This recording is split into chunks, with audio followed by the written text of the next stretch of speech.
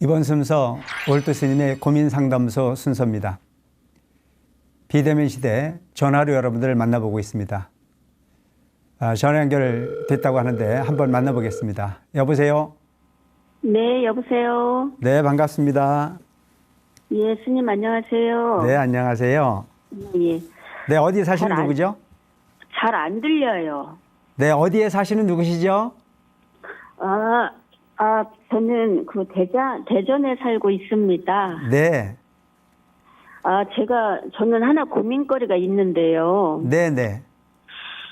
저는 이제 열심히 절에 다니면서 기도도 나름대로 하느라고 열심히 했고, 한 30년 전에 월드 스님 구인사에서 뵌 것 같아요. 네, 근데 이제 그때도 구인사를 열심히 다녔고 이제 나름대로 열심히 기도를 했는데 제가 네. 지금 올해 60이 됐거든요. 네, 그런데 이렇게 뭐라고 할까 조그만 일에 갑자기 화가 나는데 네, 그 화를 이렇게 어떤 때 너무 참을 수가 없는데 네, 화가 온다는 걸 제가 알아요. 아는데 또 왔네 하면서도 화가 막 계속 나오는 거예요. 네, 그리고 이제 제가 귀농을 했거든요. 네. 그러다 보니까 귀농하니까 사람들하고 이렇게 자주 만날 기회가 없잖아요. 그렇죠.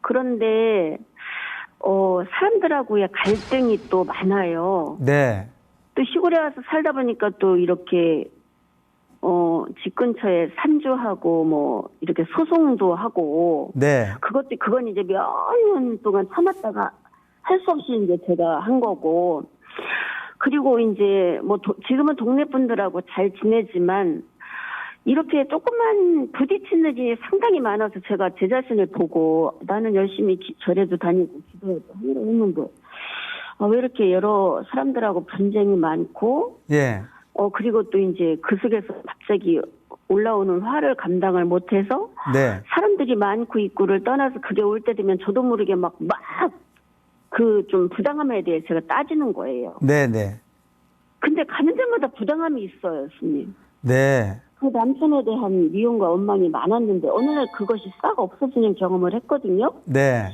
그래서 지금은 이제 그런 마음이 없는데 제가 이제 거기에도 접목을 해보는 거예요. 그 순간에 없어졌던 그 마음. 예를 들어서 어떠한 부당한 일을 당했을 때 남편은 아무렇지도 않거든요. 네, 근데 저는요, 왜 자기는 이게 부당하지 않아? 그러면 난 이건 안 따질 거야. 난 이거는 뭐 괜찮아. 그냥 패스하면 그거 이제 한 두 번 더 참았다가 그게 시정이 안 되면 제가 나와야 돼요. 제가 나서서 그걸 해결해. 안 그러면 나는 경제적인 손실이나 또 이제 그거를 따지지 않으면 제가 견딜 수가 없어요. 네, 그래서 제가 남편을 돌아봤어요. 저 사람은 절에 다니고 공부도 안 하고 했는데 어떻게 저 사람은 저걸 참을까? 네. 네, 그거예요, 스님. 충분히 이제 그 말씀 주신 내용을 이렇게 더듬어 보면 그 세상을 보는 부분이 안목에 차이가 있다. 나는 적은 부분의 부당함도 참을 수 없는 부분에 화가 일어나는데 내 남편은 그 부분을 보고 별로 그렇게 동의하지 않는 걸 보면 남편 마음과 내 마음의 차이가 분명히 있는 것 같다. 남편은 절에를 다니지 않는데도 어떻게 저렇게 넓은 마음이 될 수 있을까? 나는 30년 전부터 절에를 다녔는데도 불구하고 아직도 그 분노라고 하는 부분 또 부당함이라고 하는 부분을 참을 수 없는데 그 이유가 뭘까라고 하는 게 궁금하시다는 말씀이시죠? 네, 네. 문제는 뭐냐면 이게 업의 차이라고 볼 수가 있어요. 세상이라고 하는 부분을 대하는 부분이 그냥 절에를 다녔다고 했기 때문에 무조건 넓어야 되고 절에를 다니지 않았기 때문에 무조건 좁다고 이야기하는 것은 좀 덜 맞는 이야기거든요.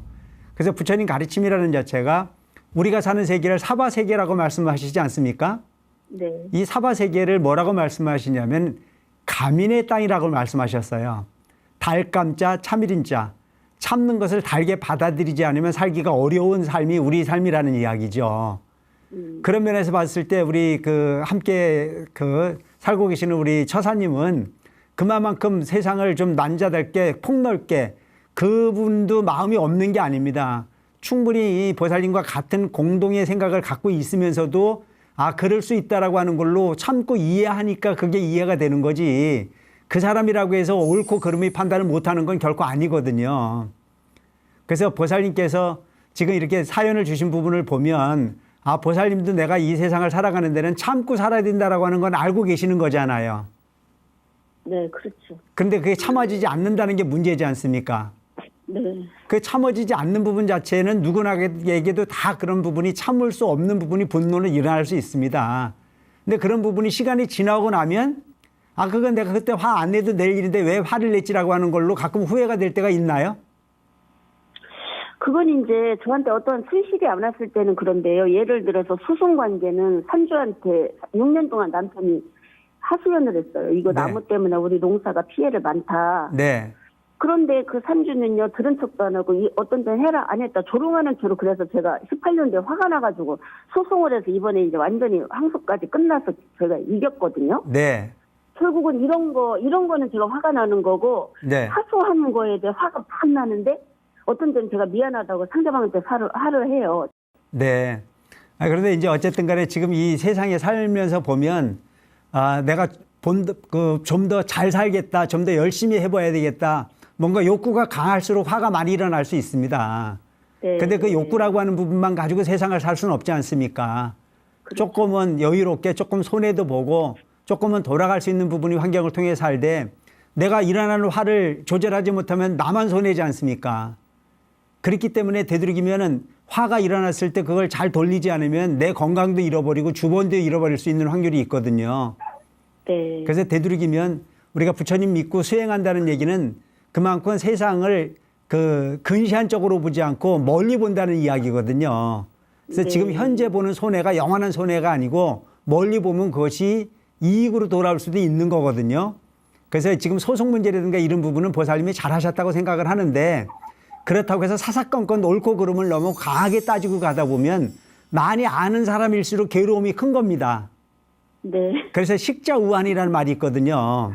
네. 아는 게 많으면 따질 일이 많고, 따질 일이 많으면 화날 일이 많고, 화날 일이 많은 사람은 그게 지옥입니까 극락입니까? 아이고, 지옥이죠. 지옥이죠. 그러니까 되도록이면은 봐도 못 본 척하고 또 알아도 모르는 척하고 손해를 좀 보더라도 그냥 눈 감고 손해 볼 수 있는 넉넉함으로 사는 것 자체가 어떻게 보면 보살들 행위요, 그것이 바로 불제된 도리가 아닐까 싶은 생각을 하거든요.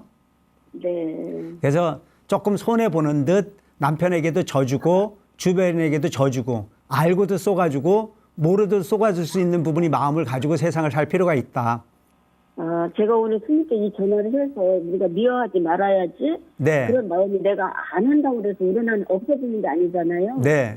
어느 날 제가 남편을 미워했던 마음이 어느 날 눈높이시 없어진 것처럼 제가 이렇게 막 따지고 이런 마음이 오늘 이 시간을 통해서 제가 정말 이 눈높이시 없어지는 마음을 경험해 보았으면 해서 예. 전화를 드렸어요.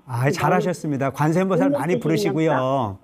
네. 사람들 많이 만나서 나를 좋게, 그러니까 보살행위라는 자체는 안 보고 좋은 일을 했다고 하는 것보다는 모든 사람들을 다 만나서 내가 그 좋은 사람들과의 관계를 맺는 소통의 달인이 되는 것 자체가 수행의 장리일 수 있거든요.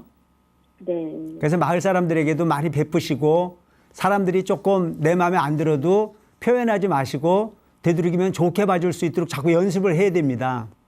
네. 그래서 내 마음이 한순간에 좋아질 수는 없어요. 자꾸 연습을 통해서 좋게 보려고 하는 마음을 자꾸 내고, 그러다 보면 과거에 남편과의 갈등이 없어지듯이 사람과의 그 관계 속에서도 모든 사람들이 좋게 봐줄 수 있는 부분이 때가 오거든요. 네. 예, 그것을 우리가 이제 업장소멸이라고 볼 수가 있습니다.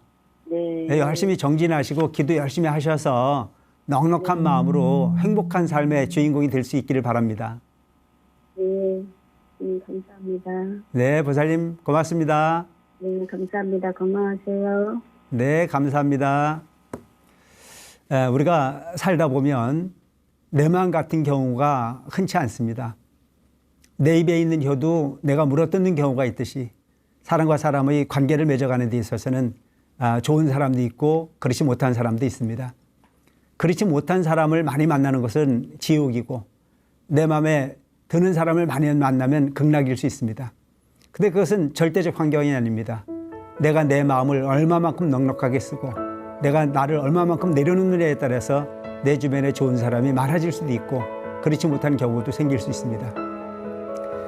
이 세상의 모든 것은 다 내 마음대로 되더라도 결코 세상의 모든 이치가 내 마음에 딱 떨어지는 경우는 존재하지 않습니다. 내가 상대방을 포용하려고 애쓰고 내가 상대방의 마음을 맞추려고 애쓰는 부분에 해이가 있을 때 거기서 비로소 부처님 가르침을 실천해낼 수 있는 보살의 기운을 느낄 수 있을 겁니다. 열심히 정진하시고 하심하는 마음으로 세상을 두루 포용할 수 있는 그런 불자들이 됐으면 좋겠다는 생각을 합니다.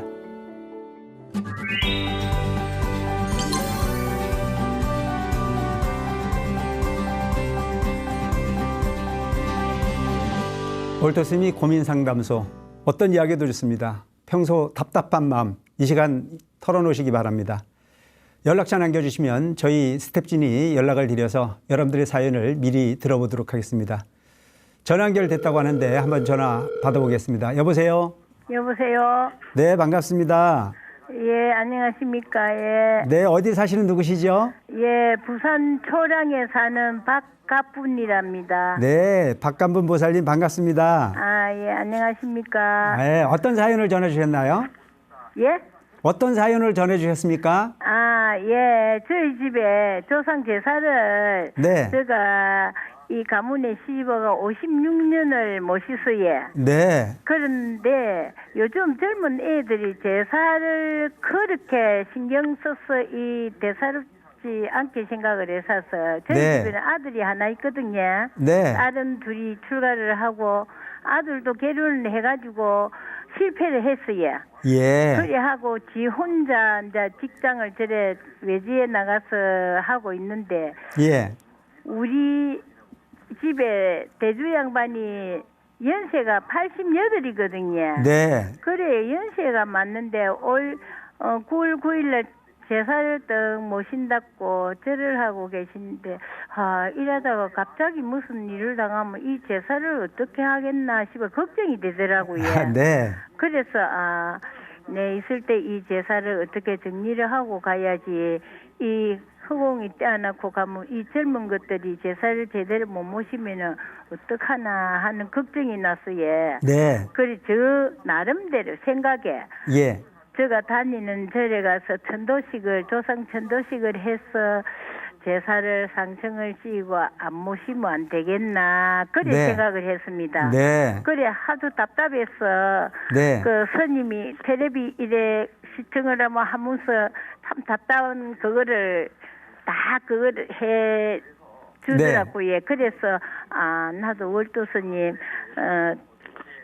친견 전화 친견이라도 하면 내가 한번 여쭤봐야 되겠다 하고 그래서 전화를 드렸습니다. 네, 잘하셨습니다, 보살님. 예.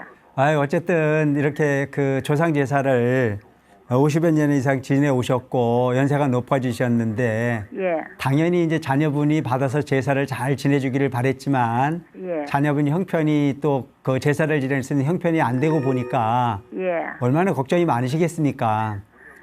그런데 이제 문제는 뭐냐면 너무 보살님께서 걱정 안 하셔도 좋을 것 같다는 생각이 들어요. 그래 예. 열심히 기도하시고 일단 그 조상님들이 제사를 걱정하기보다는 아드님이 빨리 그 좀 가정적으로 안정이 되어져서 예. 새로운 가정을 꾸미고 예. 또 정상적 삶이 그 이루어지고 나면 예. 그것은 아드님 몫이지 우리 어머니 몫이 아니거든요. 예. 그래서 지금 하고 계실 때 최선을 다하는 걸로 만족하시고 자녀분들이 세대에 가서는 자녀분들이 삶이 여건이 완성이 되지고 그 삶이 갖춰지고 난 이후에 조상 제사도 필요한 거지요. 예.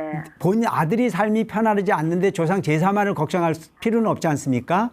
예. 그래서 형편이 먼저 되고 난 이후에 제사가 걱정이 돼야 되는 부분이지 제사 때문에 아들이 삶이나 이런 부분보다 우선시 되어질 수 있는 부분은 좀 아니라는 생각이 우선 들어요. 예. 그리고 조상 제사 같은 부분이 너무 걱정이 되면 예. 천도제나 이런 것보다도 예. 절에 갖다 맡겨놓으면 절에서 제사를 대행해 주는 절들이 많이 있습니다. 예. 그래서 조상 입회를 갖다 모셔서 아드님 동의하에 너가 형편이 되면 집에서 지내면 좋겠지만 형편이 되지 못하면 절에서도 이렇게 계속 지낼 수 있도록 하라고 예. 부탁을 해놓는 걸로 만족을 하시는 게 좋을 것 같습니다. 그렇습니까? 그래서 우리 보살님에게 말씀드리고 싶은 것은 조상님을 위해서 걱정하시고 뭐 제사에 대해서 이렇게 고민하시는 부분에 대해서는 충분히 이해는 되지만 예. 그보다 우선되어져야 될 부분은 아드님이 결혼해서 일단 실패를 하셨으니까 예. 또 다른 부분이 가정을 이뤄서 되도록이면 정상적 가정이 이루어지기를 바라는 마음으로 열심히 기도하셨으면 좋을 것 같아요.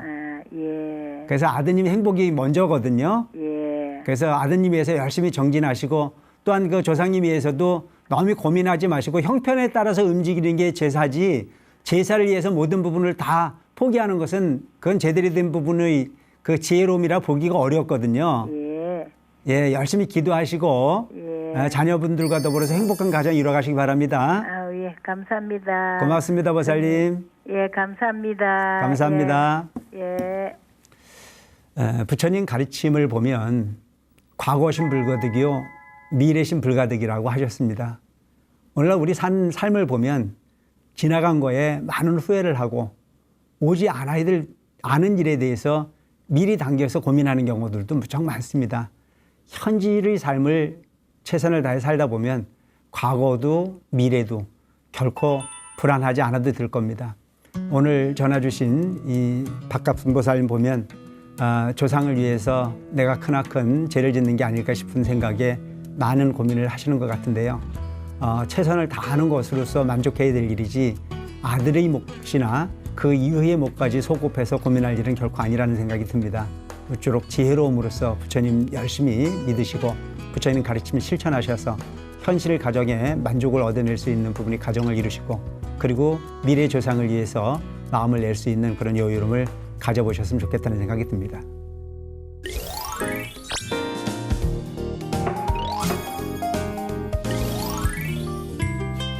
안녕하세요. 6803님, 반갑습니다. 월도 스님께 어떤 질문 있으신가요?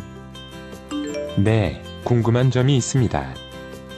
네, 질문해 주세요. 요즘에 코로나 때문에 절에도 잘 못 가고 그냥 집에서 108배를 하고 있는데요. 불상을 모시고 108배를 하고 기도를 해도 되는지 궁금합니다.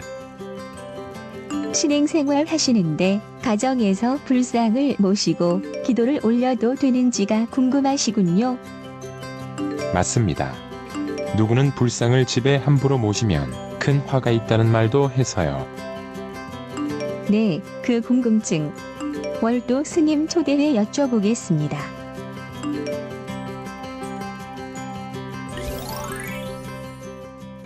네, 이런 경우들을 많은 불자들이 고민하는 경우가 많습니다. 또 어떤 경우를 보면 여행을 가거나 그 관광지 같은 데서 불상을 사다가 모셔놓고 나름대로 뭐 기도도 하고 이렇게 하시다가 어느 때가 되면 불안감을 느껴서 절 마당에 갖다 놓고 가거나 절 우물가에 놓고 가시는 분들도 많이 생기는 것을 봅니다.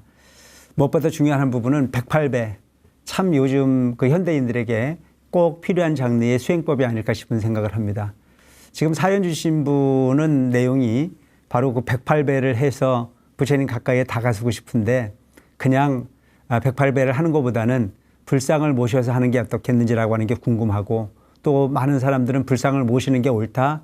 불상을 모시면 안 된다. 뭐 이런 설왕설래의 내용들이 많이 오가는 것이 현실적 우리 불자들의 어떤 그런 고민이라고 볼 수가 있습니다.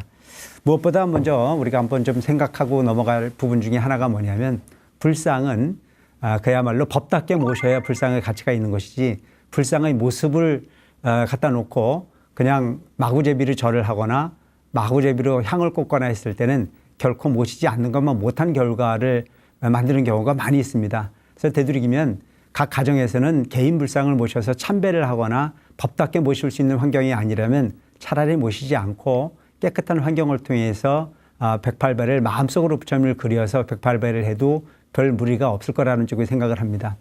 많은 분들이 보면 예불을 하거나 애경을 할 때는 반드시 그 스님들을 모셔서 저만을 해야 되고 저만이 되어진 부처님은 그야말로 애경의 대상으로서의 가치를 지닐 수 있지만 저만을 하지 않는 불상은 그야말로 불상의 가치를 지녀가기가 어렵다는 사실을 우리가 인식할 필요가 있다는 생각을 합니다. 사연 주신 분 어쨌든 108배 수행은 어느 곳에서나 가능합니다. 사사불공이면 처처불생이라는 말이 있습니다. 내가 가는 곳마다 부처님을 떠올리고 부처님 마음을 내고 부처님처럼 행동하려고 노력하다 보면 반드시 그곳에 부처님 가피가 함께하는 것은 당연한 일일 겁니다. 모습으로서 부처님을 대하거나 소리로서 부처님을 대하려고 하는 것보다는 마음으로 대하는 어떤 그런 수행법이 진정한 불자의 도리가 아닐까 싶은 생각을 합니다. 어줍잖이 불상을 모시는 것보다는 깨끗하고 쾌적한 공간에서 마음으로서 최선을 다하고 또한 헌신적 부분의 108회를 통해서 수행을 한다면 그것 자체로 편안한 어떤 그 수행의 주인공이 되지 않을까 싶은 생각을 합니다. 모쪼록 엉뚱한 부분이 방향 또 기복적 부분이 어떤 그런 그 소위 모습이 아닌 진정한 마음을 다할 수 있는 신행의 그 주인공이 됐으면 하는 바람을 가져봅니다.